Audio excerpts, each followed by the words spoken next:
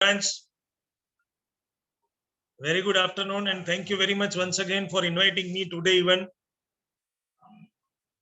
હાર્દિકભાઈ કહ્યું હતું opening batting કરવાની છે, આજે છેલ્લે પણ બેટિંગ કરવાની જ છે.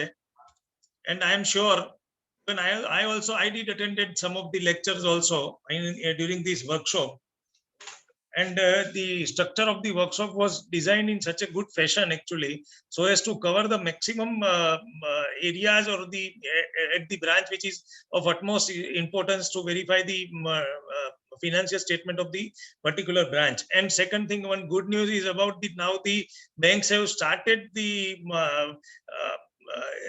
sending the letters to the auditors, eligible auditors who will be appointed for the branch. And I am sure some of you also must have got the new entry this time in some of the banks too. And so wishing you all a very happy auditing season, banking auditing season. I am starting my today's subject more particularly, and with the permission of Hardik by Chairman Sir, that though the speaker topic allotted to me is with reference to audit advances, including the restructuring, the PPT we will be discussing the same on this during the presentation. But at the same time, the second thought came into my mind that the most important part during this financial year is the important RBI circulars, which will have the impact on the audit of the advances at the branch level for the year 2020-21. And I am sure, as you all know, and Nayanbhai must have taken these aspects in greater detail, I am sure, that so far as the new LFAR is concerned, the enormous responsibility is being cast on the auditors actually. So for the year 2021, according to me, advances verify કરવા એના કરતા LFAR જે છે આ વખતે આપણા માટે બહુ ચેલેન્જિંગ પેલી થઈ જશે. So to begin with, my screen is visible actually, this presentation is visible.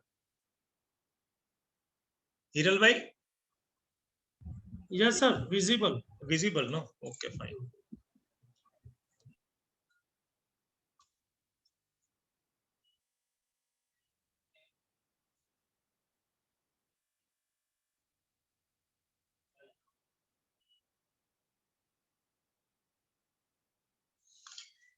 So first of all, we will have, I will try to complete this PPT within the 1 hour and 15 minutes, 20 minutes time, so as to so that we should get the time to discuss something more important about the advances and the MSME restructuring, which will have RBI has permitted, as we all know, because of this COVID-19 pandemic. The Reserve Bank has permitted and come up with the so many relief packages. So that is, according to me, is very, very important. And my experience during this year, wherever I have taken the seminar and I have given the lectures, the most important area is the restructuring in case of MSME and the COVID related RBI packages. No need to discuss that there are these two types of major advances. One is funded advance and second is non-funded advance. And in case of funded advance, the product is term loan, cash credit, overdraft, and a very well used new terminology, that is funded interest term loans. And then the demand loans. Demand loan is also a part of the term loan only. Non-funded advances includes the letter of credit, bank guarantee, and bill discounting facility permitted to the borrower. So going straight to the subject, what extra care should be taken at the time of review of the advances at branches? We will be discussing that in a little greater detail. So no need to say that one has to see the sanction or the renewal letter. One has to see the sanction or the renewal terms basically to begin with. And as we all know, that in the new LFAR, the responsibility on the auditor is to comment on top 5 standard assets at the branch also. Top 5 standard advances of the branch. Any adverse comment is there, we have to give the opinion, even though the account is in standard category. Why the importance of advances, verification of importance of advances at the branch level from this year onwards is of greater requirement, considering the new clause, new questionnaires introduced in new LFAR starting from which contains the verification of any major advances wherein the any deviations or the major operation or major observation is there in case of credit appraisal so far as the any advance account is concerned, advance accounts is concerned. Number two, we have to report any, as I have said, that we have to report the deficiencies in the credit appraisal in case of top 5 standard assets of standard advances at the branch. Third one is about the verification part in case of even standard assets. You must have learned yesterday, day before yesterday from NPI, that even within the standard category, if the account is in SMA category, so even standard assets also, as we all know, we have to bifurcate the advance in the SMA 0, 1 and 2 category. So if as a branch auditor, we do not agree with the SMA 0, 1 and 2 classification also, even though the account is not in NPA category, we have to report the same, right? Second thing, હું આજના ડિસ્કશનમાં આપણે એડવાન્સીસમાં શું verify કરવું એના ઉપર વધારે પડતું હું ભાર એટલા માટે નથી આપતો કારણ કે તમે નંબર ઓફ સેમિનાર્સ અટેન્ડ કર્યા હશે, તમને પોતાના પ્રેક્ટિકલ એક્સપિરિયન્સીસ બી એટલા હશે કે જેથી કરીને તમને ખબર જ હોય કે ભાઈ એડવાન્સ આપણે બ્રાન્ચમાં એડવાન્સ જોવા માટે જઈએ તો આપણે કઈ વસ્તુનું વેરિફિકેશન કરવાનું છે. આ પ્રેઝન્ટેશનમાં આઈ હેવ કવર્ડ એવરીથિંગ જે નોર્મલ પ્રેઝન્ટેશનમાં કવર થાય કે ભાઈ એડવાન્સનું વેરિફિકેશન કરીએ તો આપણે શું વેરીફાઈ કરવાનું. બટ ધ થિંગ ઇઝ હું ડિસ્કશનનો મોર થ્રસ્ટ જે છે એ આ વખતની જે રિક્વાયરમેન્ટ છે એમના ઉપર જ હું રાખીશ અને એટલા માટે ધેટ ઇઝ ધ રીઝન કે LFAR since we have discussed એટલે તમારી પાસે નોલેજ આઈડિયા છે જ કે what other expectations are also from the regulator actually. As we all know, we have to give the list of the accounts examined at the branch level. Barabar? And we have to report which accounts, including the account number and name wise, which account we have verified, irrespective of the asset classification of that account. The account, be it in standard category or substandard category, irrespective of that fact, we have to give in that tabular format the accounts which are being examined by the auditor. Credit appraisal report je che એ મેં કહ્યું કે major deviations છે which in your opinion requires the attention of the management, that too is to be reported. Even the new clause is introduced for the quick mortality of the account which we have discussed. આજના એડવાન્સીસના ડિસ્કશનમાં નવા LFAR ની રિક્વાયરમેન્ટને બી આપણે જોડે discuss કરીએ છીએ અને whatever doubt is there in the mind of participants, I think even you can write it on the in the chat box also simultaneously if possible I will reply, or else we will discuss after the end of this session actually. Second is about the reporting of the quick mortality. As we all know, what is the quick mortality?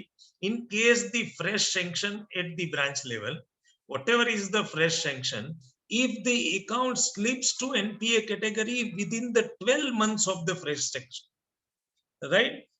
કોઈ પણ account નું finance થયું છે અને 12 મહિનાની અંદર જ જો account NPA થઈ જાય, that is a quick mortality. And as per the requirement of the regulator, we have to report including the account name which slips to NPA within 12 months of the first sanction, not renewal.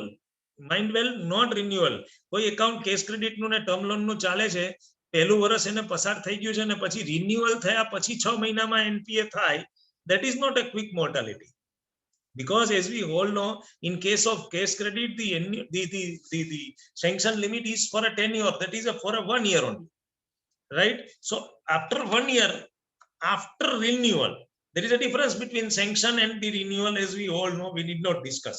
So renewal પછી 6 મહિનામાં 12 મહિનામાં જો account છે NPA થાય, our responsibility is to report the same in our LFAR at the respective place, right? So most important is to verify the sanction terms, whether it is as per in compliance with the RBI norms, and second thing, bank policy, right? Whether any major deviation is there with reference to the bank policy, that needs to be seen, and we must have the detailed policy of the bank so far as it deals with the advances at the branch level. And second thing, for which we need not require the hard copy of the loan policy. That is very much there in the system itself, right? And if you do not get the response from the branch manager, your team member who is expert with the, or who has the knowledge of the CBS, right, in the menu itself, the loan policy is available and it has to be made available. It is obligatory on the part of the branch incumbent to provide for you with that detail. Second is about the track record of the customer. હવે બહુ easy થઈ ગયું track record maintain કરવાનું, because any deviation, any sort of deviation is there. As we all know, CIBIL ની અંદર reporting થાય જ છે. કોઈ પણ પ્રકારનો default છે, કસ્ટમરનો કોઈ પણ પ્રકારનો financial default છે, તો એ CIBIL reporting થી થાય છે. CIBIL report છે એ કસ્ટમરનો પણ branch level મળી જ જાય. અને if the exposure is more than 5 crore, that centralized the repository information system જે છે એને ત્રિલિક કહેવાય છે. એ ત્રિલિકનો ઇન્ફોર્મેશન બી આપણને અવેલેબલ થાય છે.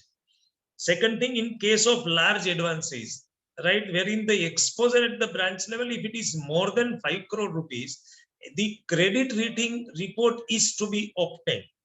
So we should have the review, we should review the credit rating report also, even the external credit rating, that is to be obtained from the external credit rating agency, for which also again the reporting is introduced in LFR applicable from 2020-21.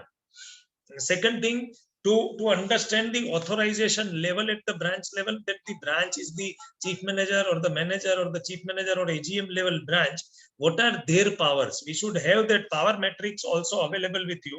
But the point is that religiously in most of the banks, now the sanction power is with the committee at the RO level or the controlling officer level. It is not at the branch level.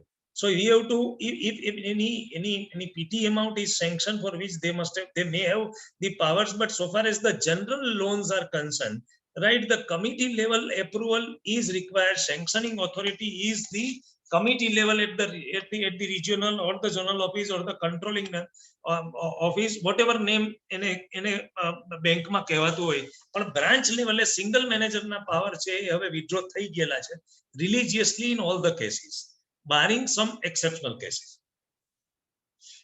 So in those cases also, we have to verify the authorization limit also of the branch manager, if it is sanctioned at the branch level.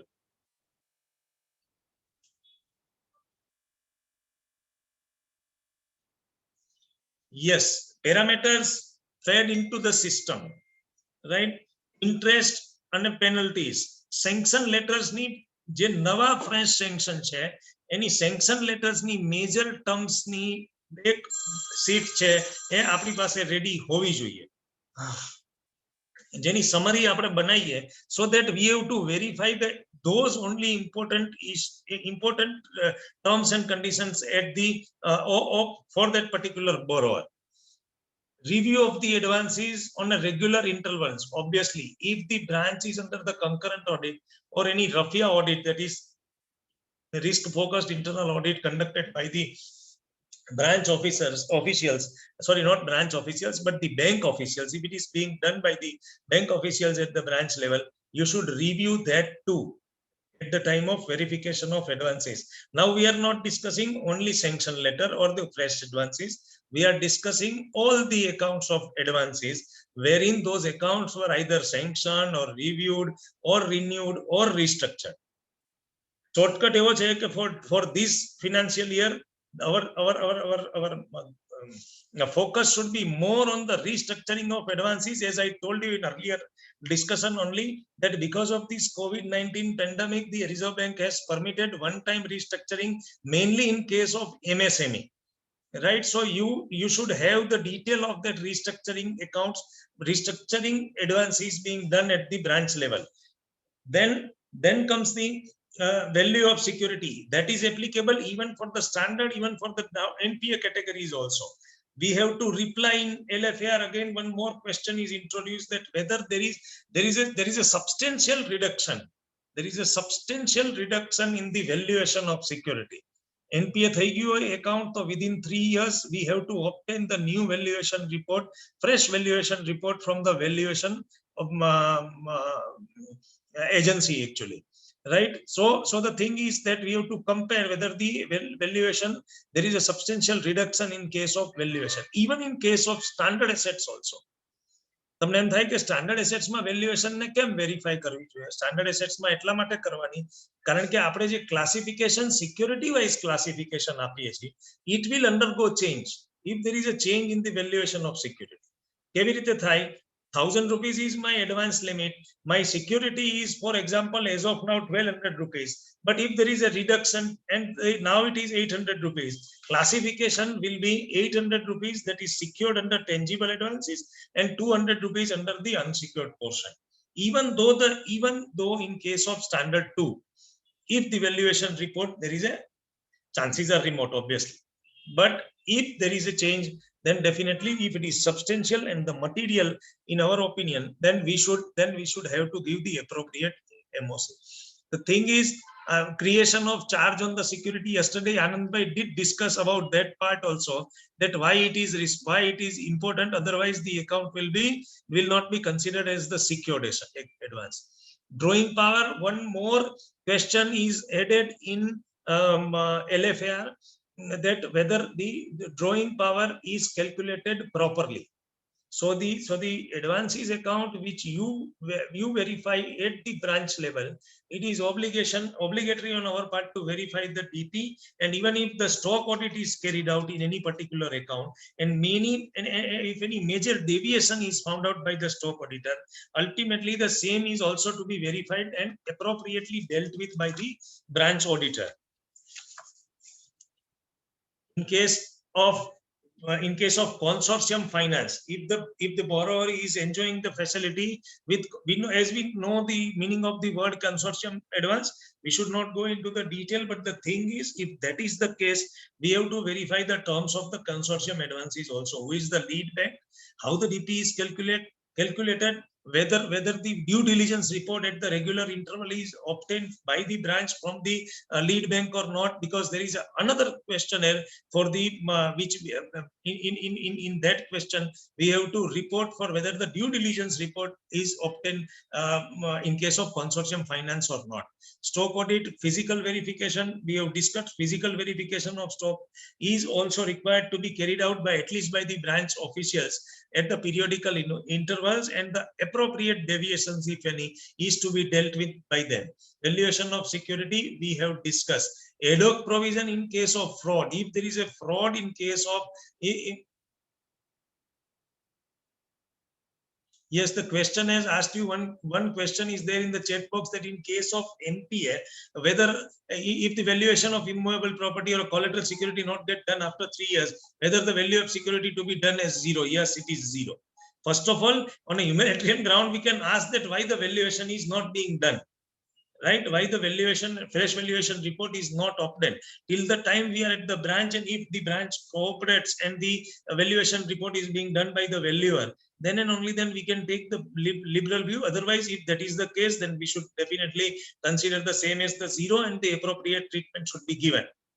Ad hoc provision in case of fraud. For fraud, there is a separate guidelines by the Reserve Bank of India that if the fraud is not promptly reported, right, then 100% provision is required to be made. As a chartered as a branch auditor, we have to verify whether the reporting of fraud is promptly being done or not. And fraud with reference to, not only with reference to advances, but with reference to any other case at the branch level, it is obligatory on our part to verify, first of all, whether any fraud is reported or any susceptible to fraud event is also reported at the branch. If it is reported, whether as per the RBI terms it is promptly reported and appropriate provisioning is being done at the branch level or not.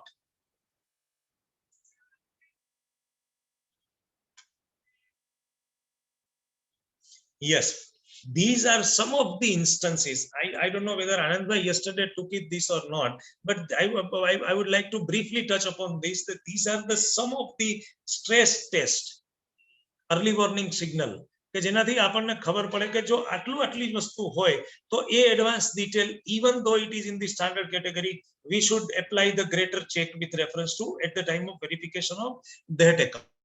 First is if the account remain mostly about the limit during the year. मान लो કે 85 દિવસે જ regularise થતું હોય એ regularly irregular હોય, this is a sign of stress.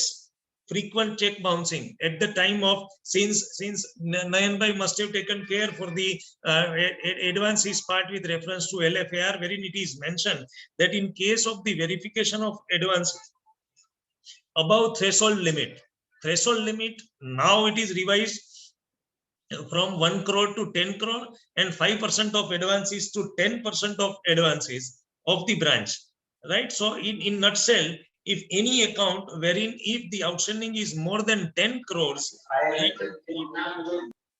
Hello? If the outstanding is more than 10 crores, in that case, the auditor is required to carry out the transaction audit also. That too is expected. So at the time of review of the operations in the account, we should verify that whether the frequent check bouncing or dishonor is being noticed or not. Frequent TOD, that is temporary overdraft, is permitted by the branch and the same is outstanding. So that needs to be seen critically. Turnover in loan account which is lower than the purchase or sale of stock. Since we will have the data of the purchase sale of the particular borrower also, and if the turnover in the case credit account is lower, much lower than the sales which is shown by the borrower, that is also a stress sign.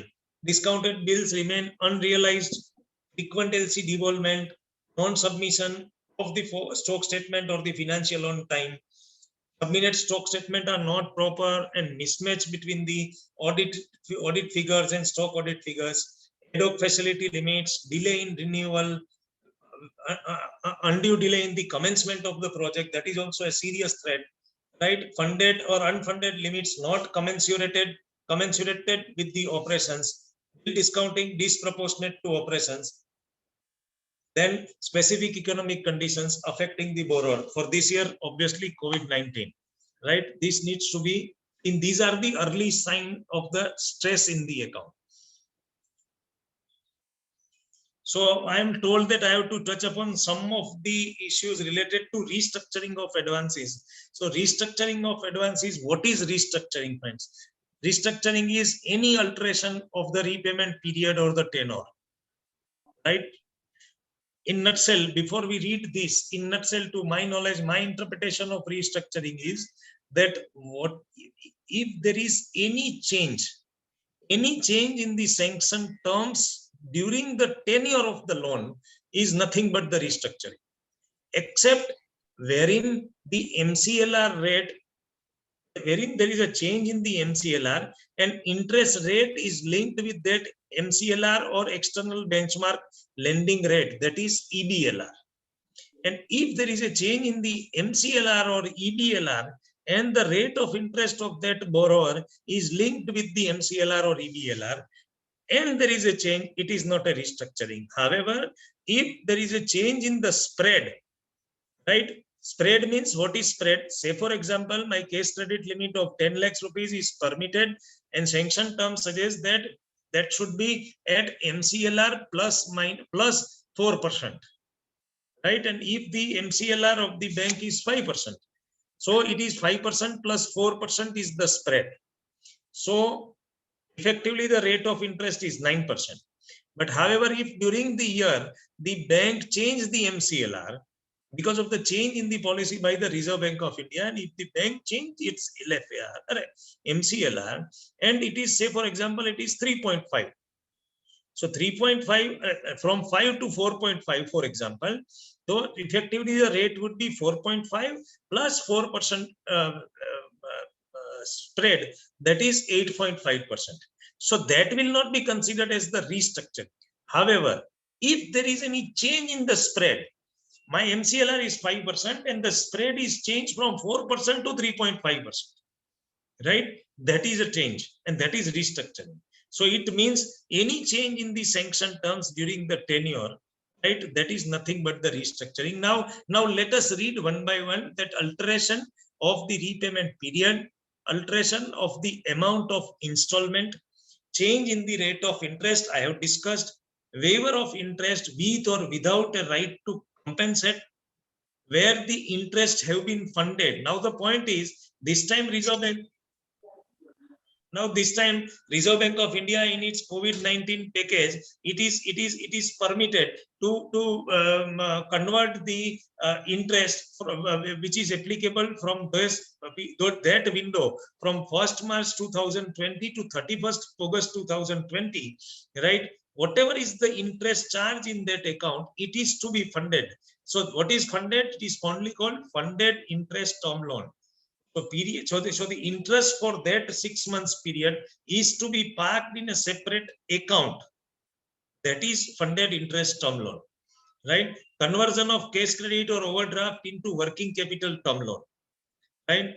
Overdue in bills converted or converted to WCTL, that is working capital term loan, and any other modification in the terms of the advances. That is a restructuring. Yes, asset classification, all the standard advance upon restructuring to be downgraded immediately upon restructuring. As per upon restructuring is sorry, there is a typographical error. All the standard advances upon restructuring is to be downgraded immediately by virtue of RBI Master Circular dated 1st July 2015.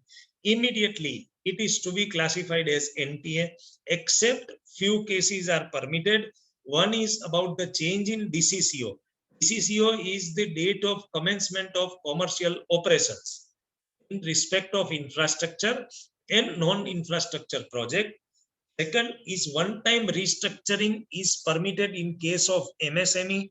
As we all know, with introduction of NPA, with introduction of this GST, right, the MSME sector was worst hit. That is the reason from 1st January 2019, RBI came up with one-time relaxation in case of MSME due to this GST, right? So if all the conditions of that circular is complied by the borrower, one-time restructuring in case of MSME is permitted. And last one is the latest is the COVID-19 relief package by the Reserve Bank of India. So by virtue of the COVID-19 relief package by Reserve Bank of India, if the same is permitted, it is not to be considered as the restructuring, and the account has to be remaining in standard category. So with this, I have explained you the advances and the restructuring. And with next slide, we will be discussing, and to my knowledge and on the basis of my experience, which will be of great help to understand some of the RBI circulars, which are very, very important for the audit for the year 2020 and 2021. Whether the same is being taken care by any other speaker, anybody tell me? Whether the same is being dealt with by the other speaker? Hiral, hello? Yes, sir. Whether this RBI COVID package is being dealt with by any other speaker? No, sir. No. No. They have introduced, but not in detail. So should I go ahead with the greater this thing? Why? Because it is according to me, the same is very, very important. I'm telling you. Yes, sir. Yes. Right. So that is the reason I have included the same in my presentation. Okay, fine. So I am going with this. So see, there are 3 circulars from Reserve Bank of India deal with MSME sector restructuring of advances. First, I told you that was in the year 2019, obviously before COVID package, before COVID, pre-COVID era. Second is 11th. There was some modification in the restructuring package permitted.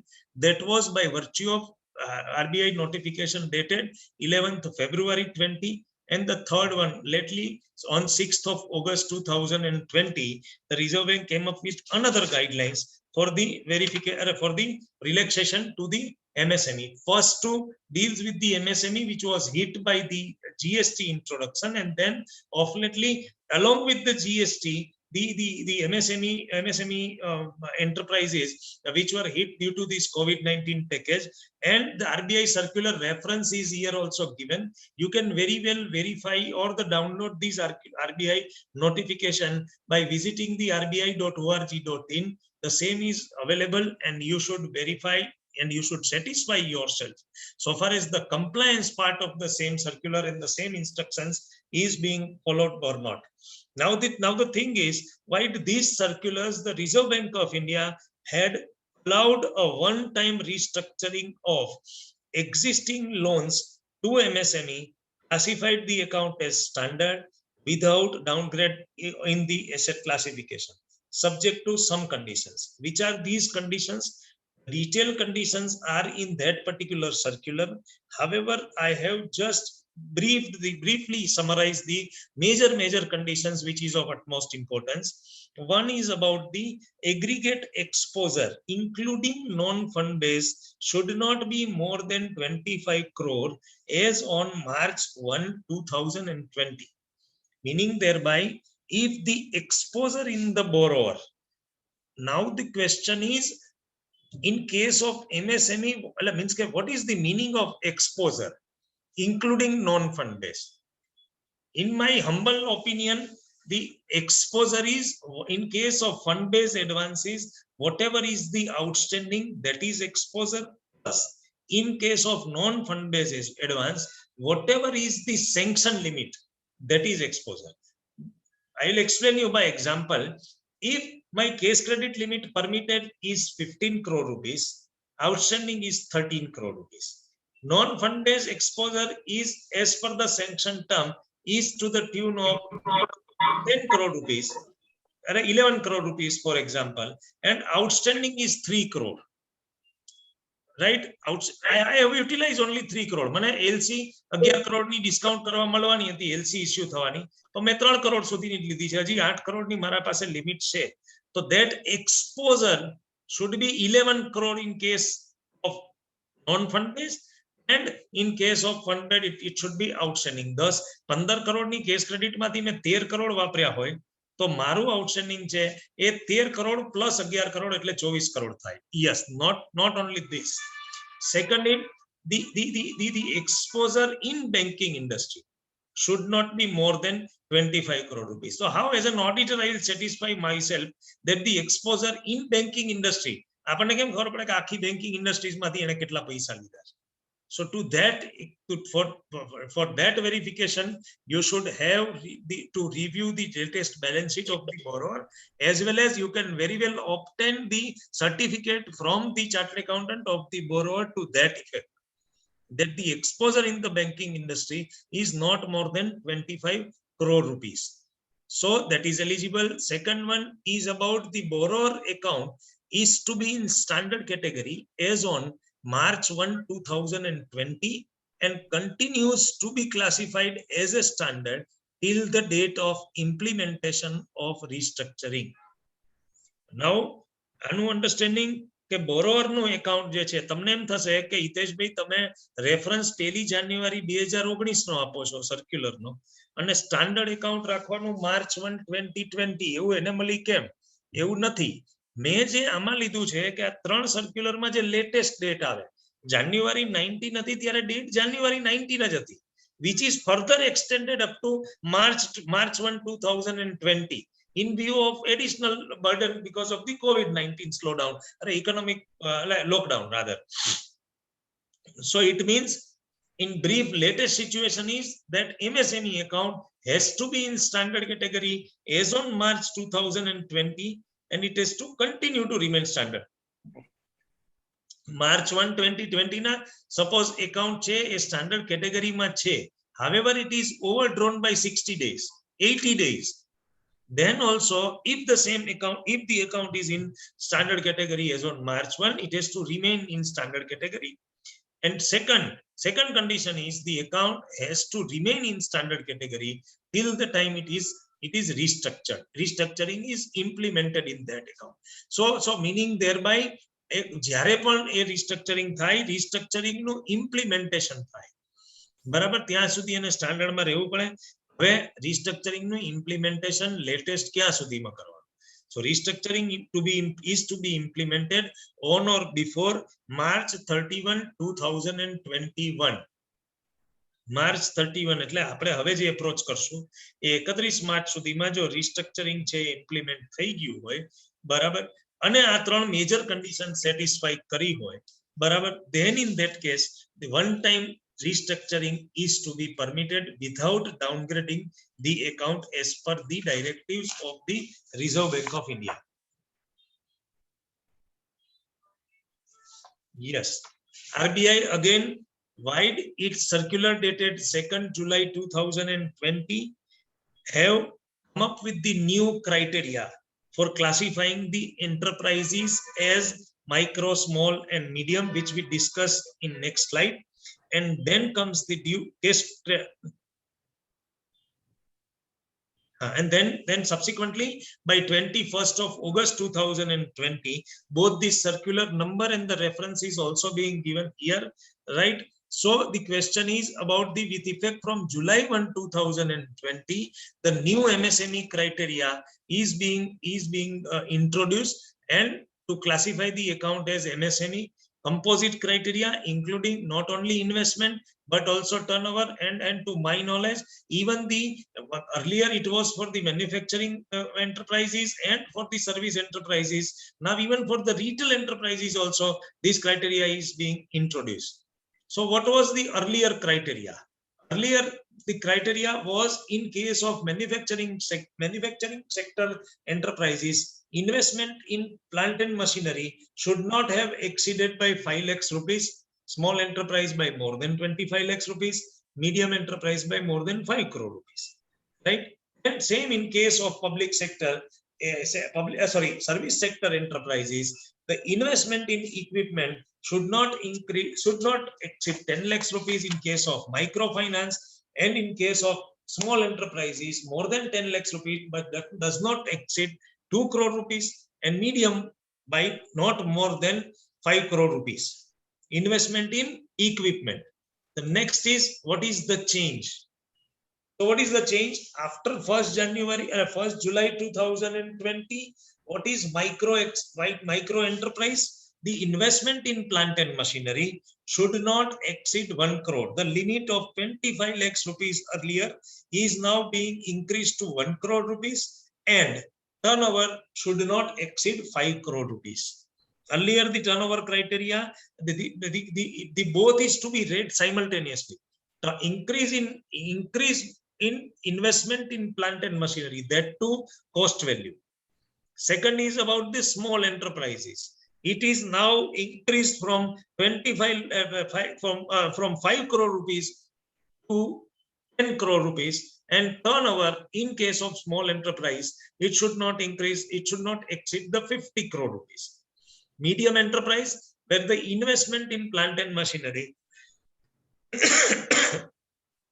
or the equipment does not exceed 50 crore rupees. Earlier the limit was for 10 crore rupees, and the turnover should not exceed 250 crore rupees. In view of this COVID pandemic effect, right, the government has defined these new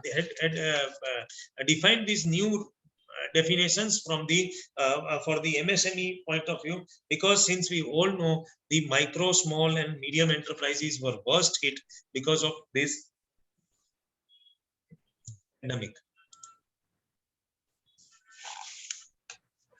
All enterprises are required to register online and obtain the Udayam registration certificate. This is the condition for eligibility under MSME. The existing entrepreneurs, જે લોકો અત્યારે existing MSME માં હતા, part 2 and Udyog Aadhar memorandum of the MSMEs obtained till June 2020 shall remain valid till 31st March 21. Further, all the enterprises registered till June 30 shall file new registration in the Udayam registration portal of the Government of India well before 31st March 2021. We have to ensure to give the benefit of this one-time restructuring. We have to ensure that the borrower has now applied for in the portal for new Udayam registration certificate on or before 31st of March 21. So it means wherever when we go to the branch for the verification, by that time obviously it will be after 31st of March we will be visiting. So by that time the borrower must have applied for this um, uh, registration. Udayam registration basis, it is very easy for the enterprises which are exempted from the filing GSTR and or ITR returns will be valid for the time being up to 31st March. એટલે જેને GSTR કે ITR file કરવા નથી થતા બરાબર, એના કેસમાં ઉદયમનું ઉદયમ registration certificate છે એ 31st March 2021 સુધી વેલિડ ગણાશે. As we have discussed, only one time restructure, classification, let it be in the standard category without downgrade in the asset classification. તમને ક્વેશ્ચન થાય કે ભાઈ ખાલી એકાઉન્ટ સ્ટાન્ડર્ડ હોય એ એકાઉન્ટમાં જ આપણે રીસ્ટ્રક્ચરિંગ પરમિટ કરવાનું not necessary. If the account is in substandard category also, in the NPA categories also, right, it is to be restructured. એમાં કોઈ પ્રોબ્લેમ નથી, પણ અપગ્રેડ નહીં કરવાનું. Foremost condition is upgrade nahi karwanu, right? Following criteria, this we have discussed. Then to satisfy restructuring, this we have discussed. Yes, then the borrower account has to be in standard category and borrower entity is GST registered entity as on the date of implementation of restructuring. However, this condition will not apply to the MSME that are exempt from GST registration, and this shall be determined on the basis of limit obtaining as on January 1, 2020. Actually જ્યારે આ one time રીસ્ટ્રક્ચરિંગ ની package permit કરવામાં આવ્યું, મેં પહેલા કહ્યું એ પ્રમાણે, કારણ કે Covid related GST related difficulties જે સેક્ટરે ભોગવી એને ઈઝ આઉટ કરવા માટે થઈને reserve bank came up with this type of forbearance, બરાબર. એટલા માટે થઈને આ કન્ડિશન છે એપ્લિકેબલ થઈ છે અને જાન્યુઆરી 1, 2020 નું સ્ટેટસ લેવાનું છે. Yes, those account which are being restructured under MSME, the condition is we have to provide for additional 5% provisioning on that restructuring advances. છેલ્લું 31 માર્ચનું આઉટસ્ટેન્ડિંગ હોય એના ઉપર 5% પ્રોવિઝન કરવાનું હોય. અને આઈ એમ શ્યોર જે લોકોને 1-2-3 વર્ષ થયા હશે બ્રાન્ચમાં કન્ટિન્યુ હશે તો બ્રાન્ચે રિસ્પેક્ટિવ બેંકની બ્રાન્ચોએ પણ એના રિલેટેડ સર્ટિફિકેટ છે એ બધા જ ઓડિટર પાસેથી લીધા હતા અને you also must have given that certificate to that effect. So it means the accounts at the branch level is should carry 5% provisioning on the account which is being restructured on account of either GST or COVID-19. Bank may reverse such provision on satisfaction performance of the accounts. મને અત્યારે discuss કરતા એમ થાય છે કે એક વસ્તુ મેં આ પ્રેઝન્ટેશનમાં મિસ કરી છે, પણ હું તમને ઓરલી કહી દઉં કે upgradation of advances, more particularly with reference to restructuring, right, is to be viewed with the greater detail. Why? Because that upgradation in the account, when can account be upgraded? મારી ભૂલ થઈ છે આ પ્રેઝન્ટેશનમાં, I definitely missed it. But upgradation of account, as we all know, in normal circumstances, once my account slips to NPA, right, the entire overdue is to be recovered before upgrading the account, meaning thereby, suppose 31st March 2020 is the date of NPA in my case, right, whatever is the overdue total, right, is to be recovered, then and only then my account can be upgraded. બીજા શબ્દમાં કહીએ તો 30 December 2020 ના રોજ મારા એકાઉન્ટના ઓવરડ્યુને 89 days થયા હોય અને સપોઝ હું પહેલા 30 દિવસનું જે ઇન્ટરેસ્ટ એન્ડ ઓર ઇન્સ્ટોલમેન્ટ છે એનું ઓબ્લિગેશન પૂરું કરું. ફોર એક્ઝામ્પલ 89 days 30th ડિસેમ્બરે ક્યારે થાય? ઇન જનરલ કન્ડિશન્સ કે જો ઓક્ટોબર નવેમ્બર અને ડિસેમ્બરનું ઇન્ટરેસ્ટ જે ચાર્જ થયું છે અથવા ઇન્સ્ટોલમેન્ટ ડ્યુ થયા છે, right, that is not paid. It means October, November and December. Now as on 30th December, what will before slipping the account into NPA, suppose હું October મહિનાનું interest છે એ અથવા ઇન્સ્ટોલમેન્ટ જે ડ્યુ છે, બરાબર, એ જો હું રીપે કરી દઉં, so that will be considered as the critical amount. As on 30th December 2020, the same is the critical amount. એટલે એ critical amount નું repayment થઈ જશે. તો 31st December ના account NPA ના થાય. So meaning thereby, once my account is in standard category and overdue, till the time it slips to NPA, the critical amount is to be paid to pose the account to slip to the NPA. But once my account is slips to NPA, right, એટલે it meaning thereby કે 31st March 31st December આવે, કોઈ પણ quarter ending કોઈ પણ NPA date જ્યારે 90 days and over નું overdue થતું હોય, after that entire overdue is to be paid. 31મી ડિસેમ્બરે મારે એ આખા ત્રણેય મહિનાના ઇન્ટરેસ્ટ એન્ડ ઓર ઇન્સ્ટોલમેન્ટ જે કંઈ બી ઓવરડ્યુ છે બરોબર. Now the point is, then and only then I can upgrade the account, બરાબર. Now in case of restructuring of account, what is the condition for upgradation of the accounts which are being restructured for whatsoever purpose, be it MSME, be it other purpose, be it extension in this.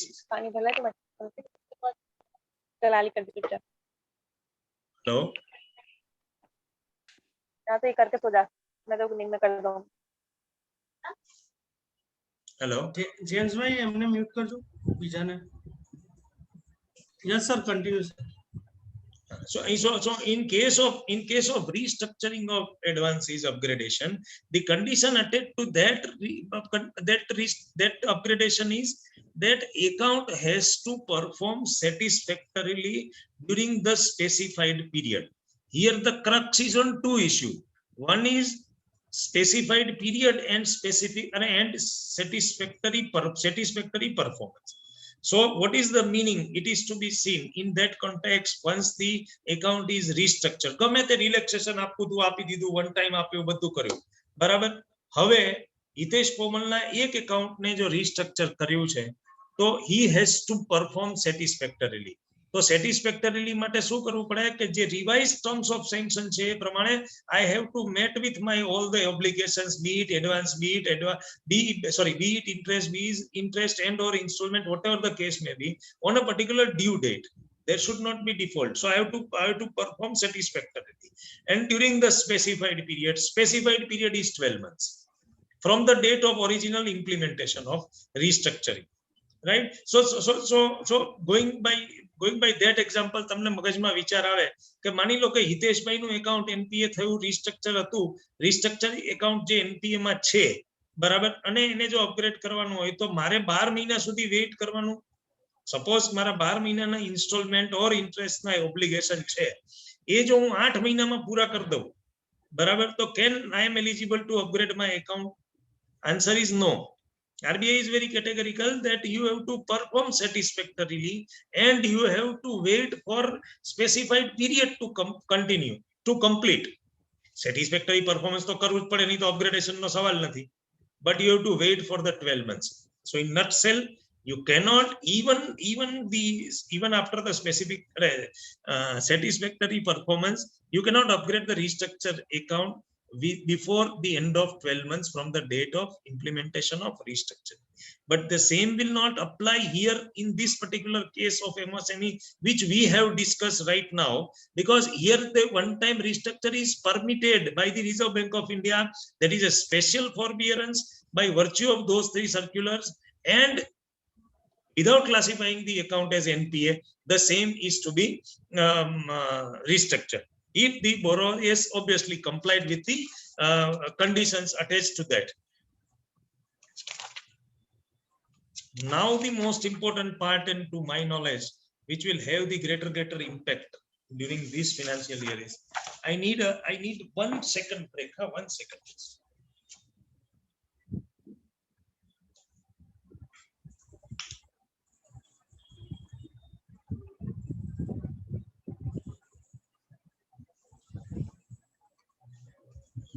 As we all know, friends, on 22nd of March last year 2020, when the nationwide lockdown was declared by our Prime Minister. So due to this COVID pandemic effect, obviously, and we are now on the verge of second wave also, the situation has become really worse after since last 2-3 days, as we all observed actually. And let us hope for the best that it should not spread. But the thing is, due to that, the Reserve Bank of India on 27th of March, Reserve Bank of India came up with one first package, that is a relief package due to corona or due to COVID, because of the lockdown, since all the businesses were worst hit actually, and there was no economic activity during that time. So Reserve Bank of India came up with one circular on 27th of March. Subsequently, it was revised, I think, on 17th of April, and then it was further extended on by circular dated 23rd of June. May 30, sorry, I'm sorry, 23rd of May 2020. So these are the circulars dated so and so, and with the circular number also is mentioned. And obviously I am going to share this presentation to the branch and intern to all of you. So you have to look at these 5-6 circulars only to verify advances for this year. પછી હું તમને બધું પતે ને પછી એક સરસ છેલ્લી સમરી આપી દઈશ. આ તો હું પહેલા તમને કહી દઉં તો તમે લોકો મને સાંભળો જ નહીં ને, એટલા માટે મેં પછી હિરલભાઈ એવું રાખ્યું કે આપણે છેલ્લે ડિક્લેર કરશું, એટલે ત્યાં સુધી બધા મને સાંભળે એટલા માટે અને લાઈટર. બટ ધ થિંગ તમે બોલો એટલે સર અમે સાંભળી જ રહીએ એવું એવી લેંગ્વેજમાં તમે બોલી રહ્યા છો. Thank you. And the relief to mitigate the debt burden, the Reserve Bank has come up with these 2, 3, 4 this thing. One is about the rescheduling of the payments. Why? How? Any obligation. Now friends, listen to me carefully, because this is very, very important. That any account wherein the status of that account as on 29th February 2020, the status quo is to be maintained. સૌથી પહેલી condition મારી 29th ફેબ્રુઆરીએ મારું account standard છે, 80 દિવસનું overdue છે, પણ છતાંય સ્ટાન્ડર્ડ છે, it has to remain in standard category. મારું એકાઉન્ટ NPA છે, it has to remain in NPA, irrespective, કોઈ મૂવમેન્ટ નહીં, whether irrespective of the fact that from 1st March 2020 to 31st May 2020, which was further extended up to, if you so remember, by virtue of this 23rd May circular, it was further extended for another 3 months, meaning thereby whatever is the interest and or installment obligation falling due between 1st March 2020 to 31st August 2020, the moratorium or the deferment. In case of term loan, it is moratorium.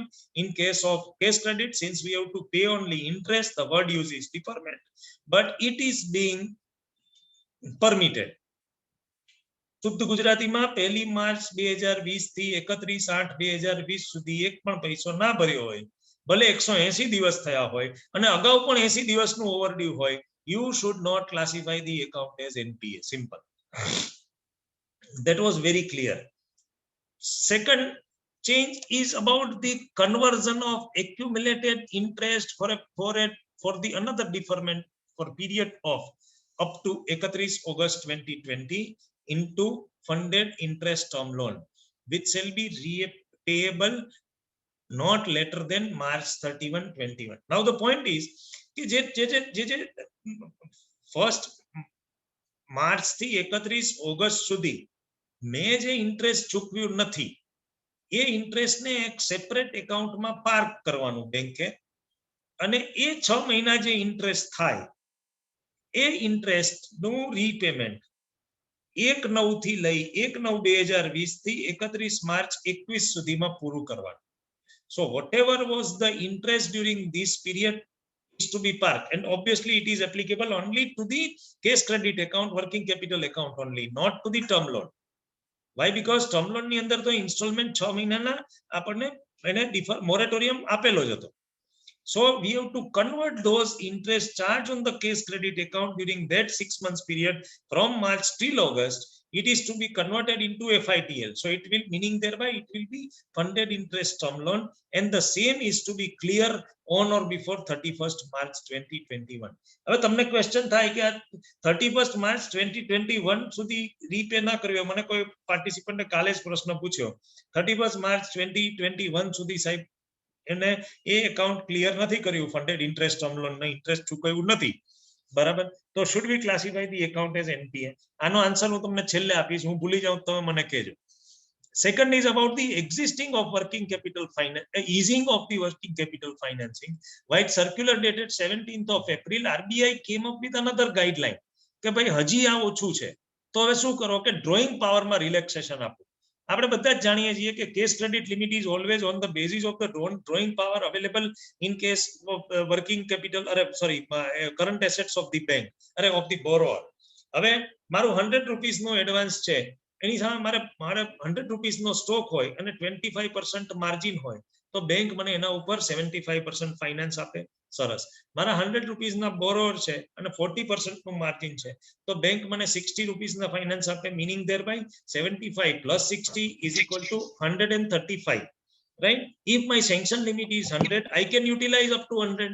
If my sanction limit is 200, I can utilize up to 135 only. That is the case. So આ economic slowdown ના કારણે reserve bank of India એમ કીધું કે તમે one time એમાં drawing પાવરમાં બી change કરો, કે ભાઈ આપણે 90 દિવસના ડ્રોઈંગ પાવર કેલ્ક્યુલેટ કરવા માટે 90 દિવસના ડેટર્સ કેલ્ક્યુલેટ કરતા હતા, right? You no problem, you can consider 180 days debtors also, because the working capital cycle was stopped all across the globe, right? Obviously the payment was not received, genuine difficulties were also there, as we all know, barabar. So in that circumstances you can consider 180 days debtors also, you can reduce the margin to, you can do both the things, right? One time relaxation is also permitted by Reserve Bank of India. Why did circular dated this 17th of April 2020? Reduction in margin we have discussed, and reassessment of the working capital cycle. કારણ કે મારી payment terms હતી, એ payment cycle છે, it got delayed by another I don't know infinite period of time. Why? Because મને ખબર જ નથી Covid ક્યારે પતશે. Even after the end of 1 year also we are approaching our પહેલી પુણ્યતિથિ આવે છે 22 તારીખે, ત્યારથી લોકડાઉન આવ્યું છે, but the thing is it has not yet stopped. These relief shall be available in respect of all the changes which is being done by the bank in consultation, after satisfying itself that the borrower has definitely been worst hit by this pandemic and genuinely hit, right? So it can be, the same is to be available in respect of all the changes by up to 31st August 2020, right?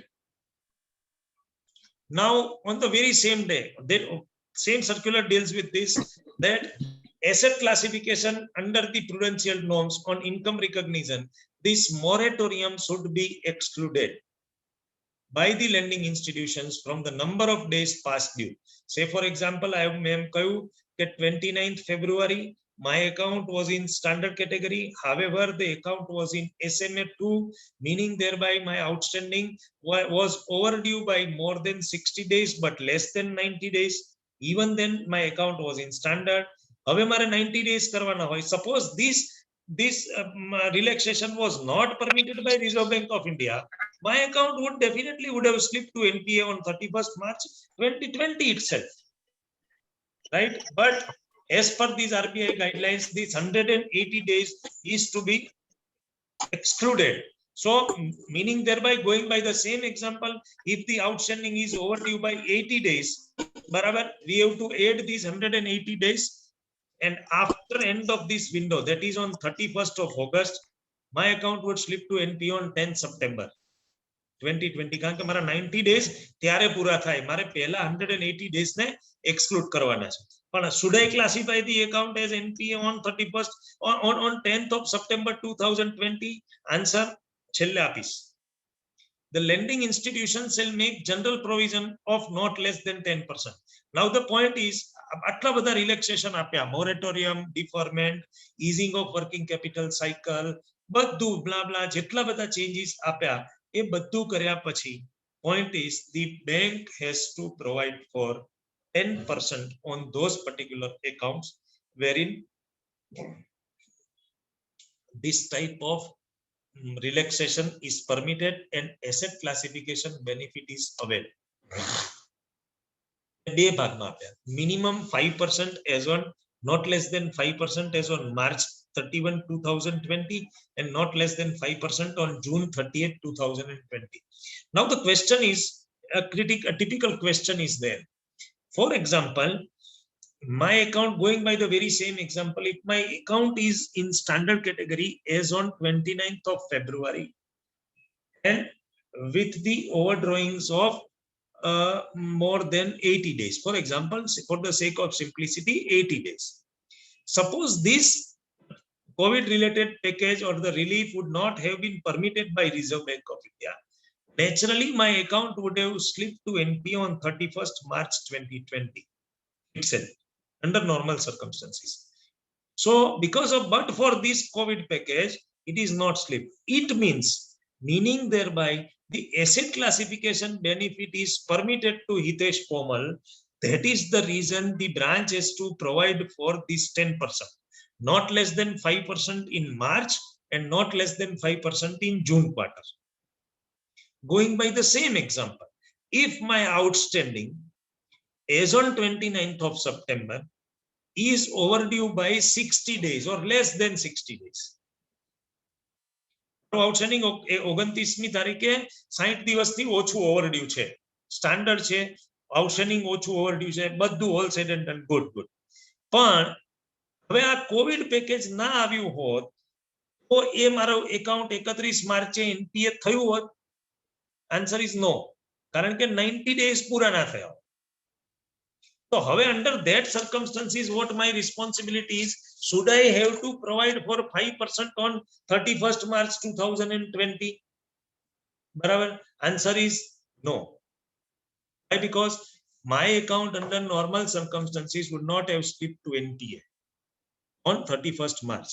Provisioning karvanu, nahi karvanu, because asset classification benefit is not permitted to. Now, જૂન ક્વાર્ટરમાં મારે 5% નું provision કરવાનું. તમે એમ કહેશો યાર તમે 31 March 20 ની ચર્ચા અત્યારે શું કામ કરીએ? એટલા માટે કરીએ કારણ કે 5% is to be provided for in June 20 and June 20 comes in this year only, 2021. So there will be the instances at the branch, obviously, wherein the asset classification benefit is permitted, for which as an auditor my obligation is to verify whether the branch has provided for that 10% or not. કારણ કે જૂનમાં પહેલું example લઈએ, my outstanding is less than 60 days overdue as on February 2020, then March that account would not have slipped to NPA, but obviously 30th April that account would have slipped to NPA. That is the reason entire 10% provision is required to be made on June 2020. So the care, to sum up this, my request is the care should be taken to satisfy yourself that what treatment so far as this provisioning part is concerned is being done or not, is being done properly or not. To my knowledge, I am told by the various bank central statutory auditors that they are thinking that that care will be taken sitting at the central office only. So it will not be the headache of the branch auditors to verify this. But again, that my argument is that since we have given the certificate as on 31st March 2020, certifying that in following accounts, the asset classification benefit is permitted. If you so remember, a separate circular certificate apne આપ્યું છે. So if that asset classification in following account, the asset classification benefit is permitted due to COVID, wide RBI circular dated 27th March and 17th April, right? 5% provision is required to be made. એવું certificate આપણે આપ્યું છે. બરાબર? તો અગાઉના જે માર્ચમાં જેને asset classification benefit મળ્યો એ અને એના પછીના બધા જ. So we have to ensure as an auditor that how the banks have given the treatment. If it is done at centralized level, then it's fine. The information or the instruction to that effect should be clear cut in the HO closing circular, as well as it should be appropriately drafted in our audit report also, that the same is being taken care. Second thing, since most of the banks are under CRS, now what is CRS? That is centralized reporting system, wherein you don't have to write the entire audit report related to the branch and or other certification. આપણે પેલું બધું system માં જ છે. So utmost care should be taken that this type of disclaimer, that provisioning requirement in so and so case have been done by the branch, by the bank at a corporate level or at whatever level, that is to be, the disclaimer appropriately should be drafted if it is not drafted. That is my point. મને એવું લાગ્યું કે 220 આવ્યો જ નહીં એની ઉપર એટલે હું કહું છું મને ખબર જ નહીં. So the rescheduling of payment, we have discussed that moratorium up to from between, that window is from March 1 2020 to August 31 2020. Deferment for non-recovery of interest between March 1 20 and August 31 2020. The question is that interest shall continue to accrue on outstanding portion of the term loans during the moratorium period also. હવે એક નવો circular છે જેનો reference મારી પાસે છે, એક જ મિનિટ. રેફરન્સ એ કયો સર્ક્યુલર છે which deals with the prompt repayment incentive to the borrowers in case if they have not availed this benefit and the interest charged during this tenure is being promptly repaid. RBI, I think, wide its circular dated एक જ minute.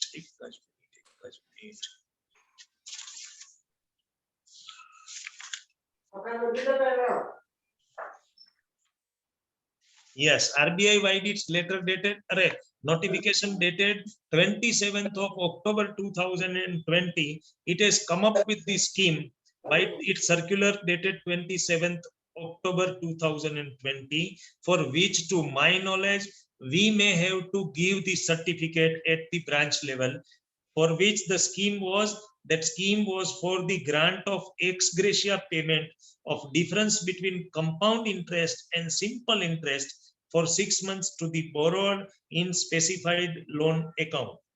If the same is being paid, it is to be reversed. Actually, the credit of the same is to be given. એટલે interest નો interest charge નહીં કરવાનો. Sorry, મારી interpretation માં ભૂલ થઈ. Not to charge interest on interest. માન લો કે meaning thereby, if my outstanding is 10 lakhs rupees, interest for the month of March which I am not going to pay is, say for example, 40,000 rupees. Meaning thereby, outstanding balance as on 30th April is 10,40,000 rupees. Interest on that interest of 40,000 rupees should not be charged by Supreme Court directives actually, and then Reserve Bank of India came up with the clarification કે simple interest છે ને charge કરવાનું. તો ex gratia payment ની જે scheme છે, right, we may have to give this certificate to that effect, to that extent. Second is about the FITL part of it. Question is about the recognition of income. હું આ બધું પૂરું કરું. ચલો હવે આમાં છે ને, this is what we have discussed. Easing of working capital is also discussed. Right. So now for another half an hour, I think I would like to throw light on some of the very, very important RBI circular, other than those related to these advances and the relaxation, which will have the impact. Other than those we have discussed, most important is about the MSME restructuring. Second one is about the RBI regulatory package. And above all, તમને એવો question થશે તો હિતેશભાઈ, મારે 31 August 2020 પછી જે account normal કોર્સમાં NPA થાય એની treatment NPA કરવાની? Now all of your query is solved by simple no. It meaning thereby, whatever is the status of the advance is on 29th February 2020, it has to continue, because there मालूम नहीं તમને ખબર છે કે નહીં, but in one PIL of by Gajendra Sharma versus Union of India, Supreme Court of India in its interim order dated 3rd September 2020 has instructed the banks not to declare any account as NPA until further order. It means 31/8 પછી પણ કોઈ પણ account ને NPA કરવાના નથી ને further orders હજી સુધી થયો નથી. But I am sure, friends, that Reserve Bank of India regulator who is regulating the banks, they will definitely come up with the clarification or agreeing with the Supreme Court's view, right? They don't have any other choice, cannot, because that cannot be with the retrospective effect, right? So ultimately the clarification so far as the audit of advances at the branch level for 2020-21 is concerned, by virtue of Supreme Court interim order dated 3rd September in case of Gajendra Sharma, no banks have to declare the account as NPA. તો તમને વિચાર એમ થશે કે હિતેશભાઈ તમે આ સવા કલાક 1.5 કલાક સુધી અમને એડવાન્સ NPA કરાવવું, તો હવે મારી રિસ્પોન્સિબિલિટી શું branch level? My responsibility is to verify that whether under normal circumstances the account which was in NPA before 29th of February 2020, in our case now this is 1st April 2020, that was already NPA. Say for example, Hitesh Komal account is NPA as on 31st December 2020. That account has to slip to NPA into substandard.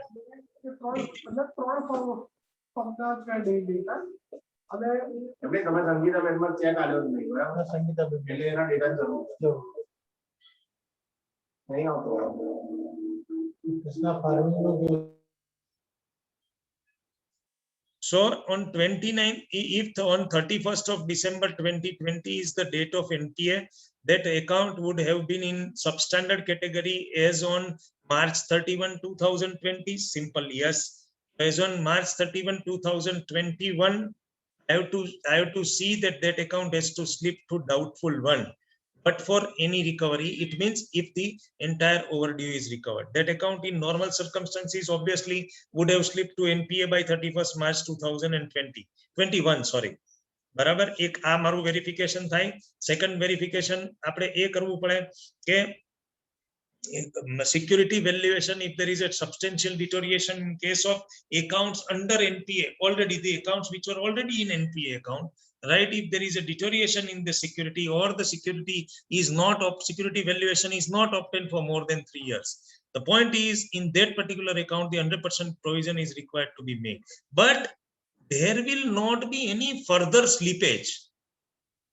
કોઈ નવું fresh account ને NPA નહીં કરવાનું, શુદ્ધ ગુજરાતીમાં આટલી વસ્તુ સમજો. કોઈ નવા એકાઉન્ટ ને એનપીએ નહીં કરવાનું. एक इंटरेस्ट एक still we have got some 10-15 minutes, half an hour time actually. अच्छा okay. तो एक interesting issue एवो હતો कि in one of the debate I did discuss with the panelists that my question is that for example 29th of March I have paid all my obligations, be it interest or installment, in case of housing loan availed by me from ICICI Bank. As on 29th, up to 29th of February 2020, there was absolutely no overdue. Absolutely, my account was neat and clean as per the original repayment schedule. Fine. But for these 6 months, since the RBI has permitted the moratorium for deferment of EMI, for repayment of EMI, I have not paid. Meaning thereby, as on 31st August 2020 also, my account is absolutely standard in all respect. Yes, but due to this lockdown, nationwide lockdown and economic slowdown, I lost my job. So I have not paid my obligation for the month of September, October and November. September, October and November 2020. બરાબર. તો મારા એકાઉન્ટની treatment શું થાય? ચલો મને કોક unmute કરો અને મને કોક જવાબ આપો આમાં શું થાય, અને જેને ક્વેશ્ચન ના સમજાયા હોય એ મને કહો, હું ફરીથી ક્વેશ્ચન રિપીટ કરું. કોઈ મને એનો જવાબ આપો, કયો તો હું ફરીથી ક્વેશ્ચન રિપીટ કરું. Because these type of practical questions only will arise this time.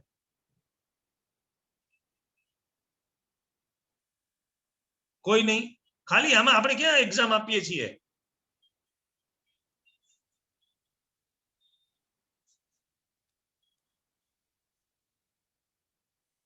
Please repeat the question. Mihirbhai એવું કહે છે, મિહિરભાઈને અનમ્યુટ કરો.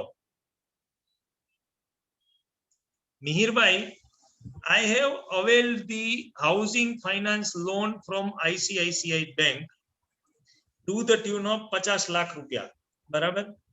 My account, my obligation up to 29th of February 2020 is met in totality. It means મારા પહેલી તારીખે salary થાય ને 3rd તારીખે મને ઇન્સ્ટોલમેન્ટ ડેબિટ થાય. બરાબર. And all the installment as per the sanction term is paid. It means I don't have a single day, single penny overdue as on 29th February. Fine. Secondly, by virtue of this COVID package, this moratorium in repayment of my term loan was permitted from 1st March to 31st August 2020. Fine. મેં પૈસા ભર્યા નથી કારણ કે business જ નથી, મને એમ્પ્લોયરે salary આપી નથી અને બિઝનેસ બંધ છે એટલે ઓબ્વિયસલી એમ્પ્લોયરે પણ સેલરી નથી આપી. તો આ 6 મહિના તો કોઈ જ પ્રોબ્લેમ નતો. એટલે અગેન 31st August 2020 ના પણ મારું એકાઉન્ટ છે એબ્સોલ્યુટલી સ્ટાન્ડર્ડ છે, with this forbearance of course. હવે once this window ends, September, October and November, since I lost my job, I could not meet my obligation for these 3 months installment. હવે આ account છે તમારી બ્રાન્ચમાં ઓડિટમાં આવ્યું છે. બરાબર. What will be your opinion about the classification, health classification of this particular account? That is my question.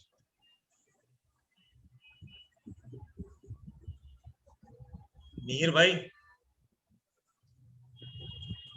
So in all probability, friends, the account has to slip to NPA as on 31st of December 2020, because Reserve Bank of India in its interim order is very categorical that, and I will read, the accounts which were not declared at NPA till 31st August 2020 shall not be declared NPA till further orders. એટલે મારું કહેવાનું એમ છે કે આ supreme કોર્ટનો order છે એ Gajendra Sharma being the borrower side થી જોવાનો. બરાબર.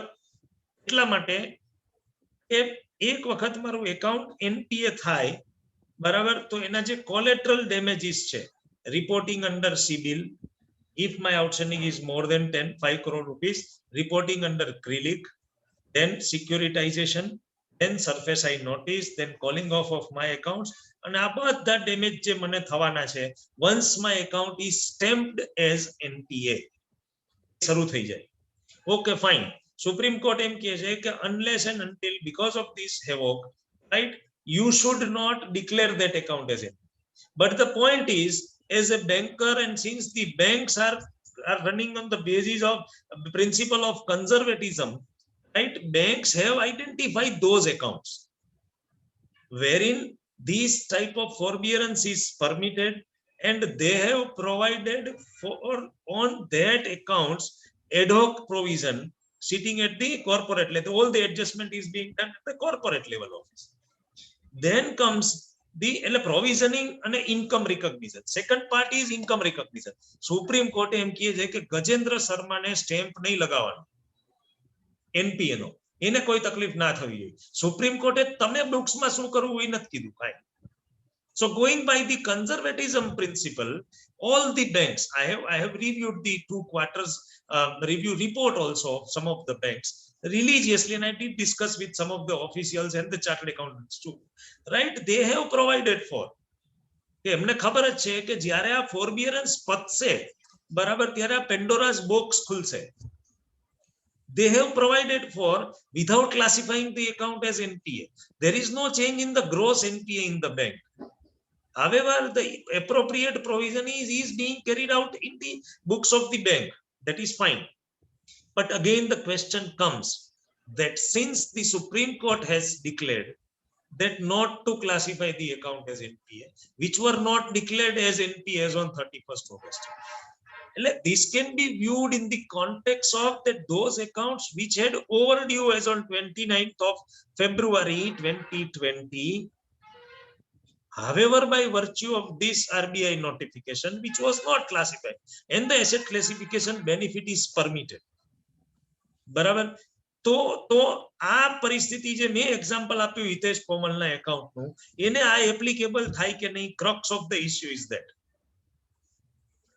મને મને મને મને મારા હમ્બલ સબમિશન્સ પછી પણ મને કોઈ એડવાઇસ એવી મળી, and I did discuss with the stalwarts that it means supreme કોર્ટનું જજમેન્ટને તમે એ રીતે વાંચો કે the accounts which were not declared NPA till 31st August. તમારું એકાઉન્ટ 31st August NPA થયું હતું નતું થયું, એને ઓવરડ્યુ કે ઇરેગ્યુલારિટી જોડે કંઈ લેવા દેવા નથી. Whether it is a fresh irregularity or whether it is overdue, એનું કોઈ ઉલ્લેખ આમાં છે જ નહીં. So you are governed by the Supreme Court order, and none of the fresh accounts should be classified as NPA till further orders. But I am telling you, and I am damn sure that regulator has to come up with the directives in this regard before the commencement of the audit. It means આપણા બધા સેમિનારો ભણ્યા એટલે તમે એમ કહો કે હિતેશભાઈ કહી ગયા હતા કે કોઈ એકાઉન્ટને NPA નહીં કરવાનું, પણ એના માટે થઈને જે બ્રાન્ચમાંથી તમને જે જે જે HO ના સર્ક્યુલર આવશે અને તમને RBI ના તો ઓબ્વિયસલી પેપર નોટિફિકેશન બી હશે, and you should review that notification and be guided by that. આ વખતે પ્રોબ્લેમ એ બી થયો છે કે guidance note on banking, guidance note on bank branch audit is also to be is going to be released, I think within a couple of days only. So by the time the notification related to this Supreme Court order comes from the Supreme Court of, so from the Reserve Bank of India, definitely guidance note આવી ગઈ હશે એટલે એમાં એનો ઉલ્લેખ નહીં હોય. બરાબર? હવે ક્વેશ્ચન બીજો ઇમ્પોર્ટન્ટ આવે છે. મેં તો એમ તો કહી જ દીધું કે મારે કોઈ એકાઉન્ટને NPA કરવાનું નથી, ફાઇન, એકાઉન્ટ NPA નહીં કરીએ. પણ નોર્મલ એકાઉન્ટ જે ઓલરેડી NPA કેટેગરીમાં હતા, that will be governed by the IRAC norms applicable to those accounts. એમાં કોઈ forbearance નથી, પેમેન્ટ તો નથી જ કરવાનું, નથી કરવાનું. But so far as the asset classification part is concerned, so far as the provisioning part is concerned, and so far as the income recognition part is concerned, right, the same is to be same is still governed by the IRAC norms prescribed by the Reserve Bank of India, which deals with the NPA management. So be clear about it, friends. And second is about the upgradation. Upgradation, though I have discussed in greater detail, but at the cost of repetition, I am telling you that so far as the implementation of restructuring package is concerned, the most important part is what is the definition or what is the exact meaning of, or when can be the account can be considered as, or the restructuring is implemented. Most important part is sanction letter આપે એટલે implement ના થઈ જાય. જો restructuring package માં એવી condition છે that the borrower has to bring in this much capital, number one, અથવા borrower has to comply with this specific condition, right? If when the same is being matched, barabar, met with by the borrower, then and only then the account is to be considered as the implemented. Question is that in case of આ વખતે MSME restructuring નો રાફડો ફાટવાનો છે. મને એમાં એક condition એવી છે કે if the borrower is satisfied that the business of the, sorry, if the branch is satisfied or the bank is satisfied, lender is satisfied that the business of the borrower is worst hit due to is hit by the this pandemic, and if they are satisfied, હવે ઈ તો judgmental જ થયું ને, કેવી રીતે નક્કી કરી શકાય? For which the relevant documentation or the relevant evidence is produced to the branch, and if the branch officials is satisfied or the sanctioning authority is satisfied that this account requires the restructuring, then and only then the restructuring can be done. Second thing, thousands of accounts are restructured. Satisfy થાય કે ના થાય, account restructure થયા છે, that is the statement of that is a fact statement. My responsibility as the auditor is to verify and to check in the system whether the restructuring tag is fixed, stamped in the system on that borrower or not. કારણ કે restructuring ની સાથે જે બે condition છે, for additional provision of 5% is required to be seen at the branch level. હવે હું એક એક્ઝામ્પલ આપું. આ છે ને વર્ચ્યુઅલમાં આવો લાઈવ એક્ઝામ્પલ ડિસ્કસ કરવા હોય ને તો 1-to-1 મીટિંગ થાય ને એમાં જ ડિસ્કસ થાય. ઇટ ઇઝ ડિફિકલ્ટ, કારણ કે મને બી ખબર ના પડે, અહીંથી બોલતા હોય ને ખબર ના પડે કે તમને આ જે છે હું બોલું છું એ તમે કન્વિન્સ થયા છો કે તમારે કોઈ એમાં હજી ફર્ધર ક્વેશ્ચન્સ છે. But the thing is, for example, મારું એક MSME નું એકાઉન્ટ માર્ચ 2021 પહેલા રીસ્ટ્રક્ચર થયું. મેં એક બિઝનેસ લોન લીધી છે સ્ટેટ બેંક ઓફ ઇન્ડિયા માંથી, and my account underwent the restructuring. બરાબર. હવે I have also taken the benefit of that asset classification benefit by virtue of those 3 circulars which we discussed. બરાબર, કે ભાઈ મારું moratorium મને 6 મહિનાનું કરી આપો, easing of working capital requirement છે, મારો drawing power છે is to be adjusted because of this pandemic hit. બરાબર. એ કરતા in the books of the banks have provided for 10% provision against my outstanding normal scenario. મેં account restructure નથી કરાયું. I have availed the asset classification benefit only under COVID guidelines by Reserve Bank of India. મારા એકાઉન્ટમાં 10% નું provisioning થઈ ગયું. My account is in standard category. Yes. However, the 10% provision is provided for. Yes, that is provided. Now, during this year, I did applied for the restructuring under MSME. Am I eligible? Yes, I am eligible. Whether I have fulfilled all the obligations and the terms and conditions is being complied with? Yes, it is complied with. So in all respect, I am entitled for restructuring, one-time restructuring. Yes, sir, you are also entitled for one-time restructuring. હવે restructuring implement થઈ ગયું? Yes, થઈ ગયું. Restructuring, MSME restructuring ની કંડિશનમાં એક provision તમે ધ્યાનમાં લીધું હોય તો એમ છે કે 5% provisioning is required to be made once the account is restructured under this package, this dispensation. Meaning thereby 10% આના મારા છે ના રિલીફ પેકેજ ના અને 5% છે એ રીસ્ટ્રક્ચરિંગ ના, એટલે 15% નું પ્રોવિઝન તો મારા એકાઉન્ટમાં ઓલરેડી બેંકે કરેલું છે by virtue of RBI guidelines. Benefit only available to me is that my account is not stamped as NPA. So it means one-sided, my account will be in the standard category. And second thing,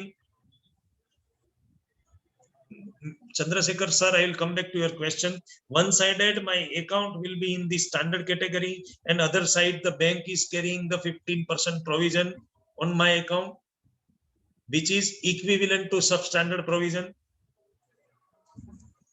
હવે આ છેલ્લા સવાલનો એક જ જવાબ, religiously substantial of chunk of the advances have obtained this asset classification benefit, and second, have underwent the restructuring. Meaning thereby, in most of the cases, without classifying the account as NPA, maximum number of cases of advances, 15% provisioning is already being done at the branch level. So it is carrying in the books of bank. હવે તમને એમ થાય કે બેંકમાં કર્યું છે અને મારે કેવી રીતે સેટિસ્ફાઈડ કરવાના, તમારે આ, કારણ કે આપણે જાણીએ જ છીએ કે પ્રોવિઝનિંગની ઇફેક્ટ જે છે એ બ્રાન્ચ લેવલે નથી આપવામાં આવતી. We have to indicate, even when we are giving the MOC for anything, we have to indicate that in my opinion this much provision is required to be created on in this particular account. So we have to suggest, we have to calculate, we have to give. No accounting entry for the provisioning is passed at the HO or at the branch level.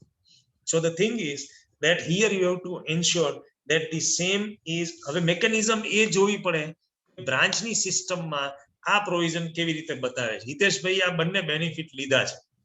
And if anyone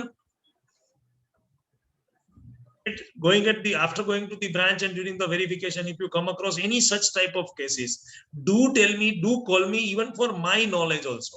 That how, કારણ કે તમે સમજો હું Canara bank નું અત્યારે branch audit કરું છું. I am not the central auditor because I completed my tenure with State Bank. So I am aware about what SBI is doing. I am aware about what Canara Bank is doing because I am doing the branch audit of the Canara Bank. I am aware about the fact. But say for example what Bank of Baroda is doing. Bank of Baroda is something different. Why? Because the Bank of Baroda is carrying even 20% on, is providing for 20% on substandard cases. જે લોકો bank of Baroda કરતા હશે, they would agree with me, providing for 20%. IRAC norms માં 15% on substandard assets છે, but they are providing for 20%. But in this type of case what they are doing, that needs to be seen. And second part, and which I forgot, going by the same example of Hitesh Pomal, what income recognition policy is adopted at the branch by the bank, that by the bank, so far as the accounting policy is concerned, it is obviously globally. But the thing is that for income recognition purpose, what accounting policy is adopted? Ajni tarikhe, the position is that most of the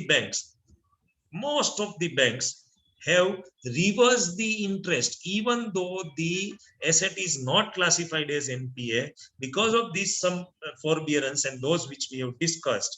Right, interest accrued on that accounts, right, is being recognized as interest income, and subsequently the equal amount of provision is being held by the bank. Meaning thereby, આમ તમે જોવા જાઓ એક જ કામ નથી થયું. IRAC norms નું શું પ્લાન, શું કમ્પ્લાય ના થયું? Classification of gross advance, gross NPA, that is not done. Stamping is not done. 15% provision is done. Income recognition done. Because on the one side the income is recognized and on the other side the same is reversed in provisioning. So my humble request is to verify restructuring at the branch. Generally you need not have to classify any account as NPA. Fresh classification. So the MOC for fresh classification, I don't think, unless and until Reserve Bank comes up with any directives in this regard, which in all probability highly unlikely that Reserve Bank come up with those guidelines which contradicts the Supreme Court order. Right? So till then, મારા તરફથી મને એમ લાગે છે કે I have covered this in extent. મને advances સમજાવવાનું મને કોઈ એવી જરૂરિયાત લાગી જ નહીં, કારણ કે હવે કેશ ક્રેડિટ એકાઉન્ટમાં શું કરવાનું ને એ તો આપણે આટલું ઓડિટ કરીએ જ છીએ. તો I will come to this. JR Shah Sahib છે, to conclude only provision is required to be checked, sir. I'll come to this, because since the provision is not carried out at the branch, but you should have to satisfied about the process followed at the bank, and on review of the closing circular, I am sure, or you can give this example of Hitesh Pomal housing loan account. તમે મારું નામ આપીને કરજો ને, મારે કોઈ housing loan છે જ નહીં, મારે કોઈ લોન નથી, પણ તમે મારું નામ આપીને કહેજો કે હિતેશ પોમલનું એકાઉન્ટ 29 ફેબ્રુઆરીએ સ્ટાન્ડર્ડ હતું, આ પેરામીટર્સ ને મેટ કર્યા, ઓકે ફાઇન. 31/8 સ્ટાન્ડર્ડ છે, વન ટાઈમ MSME છે, વન ટાઈમ રિસ્ટ્રક્ચરિંગ છે, બરાબર. તો હવે આ બેઝ પ્રોવિઝન નું શું, એટલું શાહ સાહેબ તમે પૂછજો કે આ તમે અહીંયા કેરી કર્યા છે કે should I as an branch manager, હું તો બ્રાન્ચ ને કહું જ છું, અને મેં લાસ્ટ ટાઈમ બી કીધું હતું કે ભાઈ I am responsible for the branch I am doing. If the appropriate provision is not being pointed out, કારણ કે provision on the NPA account will be done at the centralized level is being taken care. ઈ તો તમને circular માં છે જ, closing circular, for which you are going the disclaimer even in your audit report too. બરાબર? But the quantum of the provision, right, is also required to be seen, that whether it is there or not, or the appropriate note should be given. Right? Now one more question was about this. Chandrasekhar Trivedi Sahib no question છે કે substandard account as on March 20 would stay there by virtue of RBI relief or should be further downgraded to doubtful. Sir, the substandard account is of not on March 20, that is on February 20. There will not be any account slip to NPA because of that COVID package. મારું 29th February એ સમજો 89 days નું outstanding છે, overdue છે. My account will not slip to NPA for entire year up to 31st March 2021.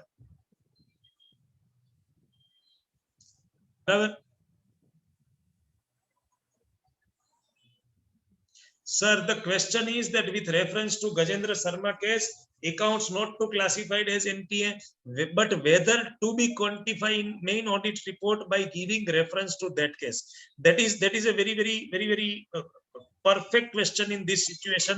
That is also there in my mind, but due to lack of information or the guidance even from the ICI as of now, they are in the discussion with the regulator, and I am 100% sure that the account, the appropriate provisioning and what will be the duty of the auditor. कारण के बैंको M के छे, હું તમને ये अंदर की बात है कि बैंक एम કહે છે કે we don't want any certificate from the branch auditor.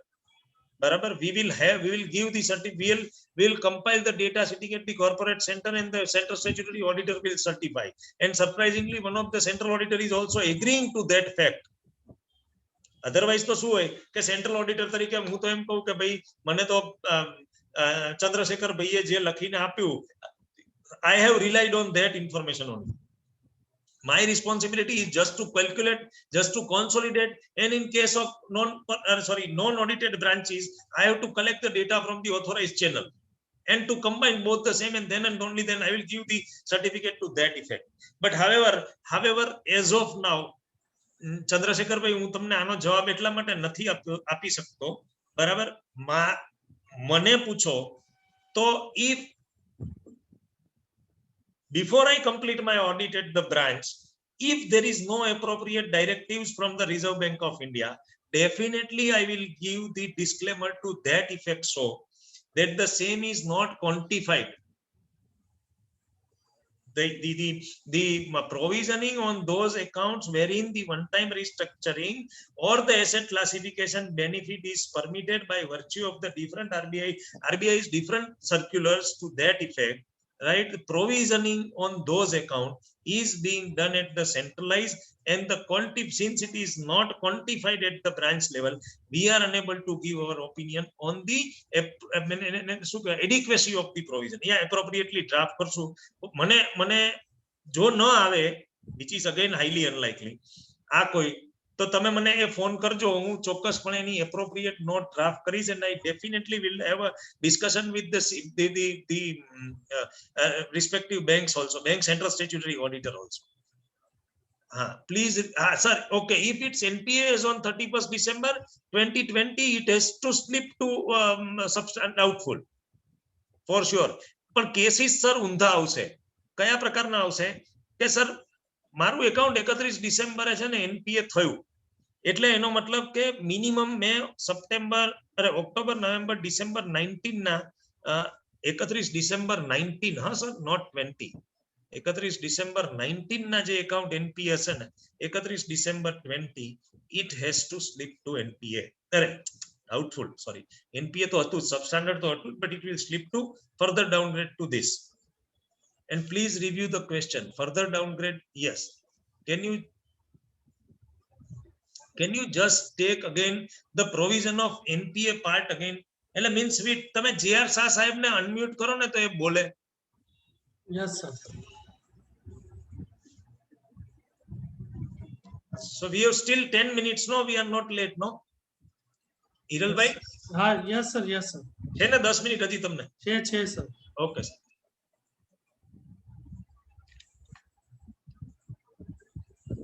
Sir provision on standard assets આ તો એટલા માટે કે by virtue of this two dispensation actually one is related to COVID-19 sir, but in CBS NPA is automatically calculated and hence per my view the CBS calculate the NPA on 31/8/20 so we can do so. No sir, CBS માં appropriate change થઈ ગયા છે, otherwise it will be viewed as the contempt of court. જે લોકો concurrent audit કરતા હોય એ લોકો કોઈ input આપી શકે? પૂછો કે 31/8 પછી એમને જે concurrent audit કર્યા હશે એમાં કોઈ account classify થયા છે? ના થાય. That will be contempt of court otherwise. અને નહીં જ કર્યું હોય ભાઈ, કોઈ નથી કર્યું, ચલો ને હું તમને કહું છું એટલે CBS માં પણ appropriate changes centralized level Mihirbhai થયા છે. I don't think this type of cases will be there. The point is, somebody, Sasai has asked me about this provisioning of the standard asset. I was just discussing that because of two relaxation. One is deferment or moratorium and or deferment or moratorium of obligations, repayment of obligations, be it interest and or installment. 3 circulars, one dated 27th March 2020, 17th April 2020 and 23rd May 2020, wherein the deferment in interest repayment or the installment repayment was permitted up to, moratorium was permitted from 1st March 2020 to 31st August 2020, but the banks are required to provide for at least minimum 10% on those accounts wherein the asset classification benefit is given. So 10% માંથી 5% March 20 માં થઈ ગયા અને 5% છે જૂન 2020 માં થાય. બરાબર? It means on Hitesh Pomal account, if the asset classification benefit is permitted, 10% provision is there already. બરાબર? એમાં તો સુપ્રીમ કોર્ટે ના નથી પાડી, ખાલી હિતેશભાઈના એકાઉન્ટને NPA કરવાની જ ના પાડી છે. So ultimately 10% provision is already there. Second thing, if Hitesh Bhai is eligible from MSME, then in that case one time restructuring is permitted by virtue of those 3 circulars which we discussed.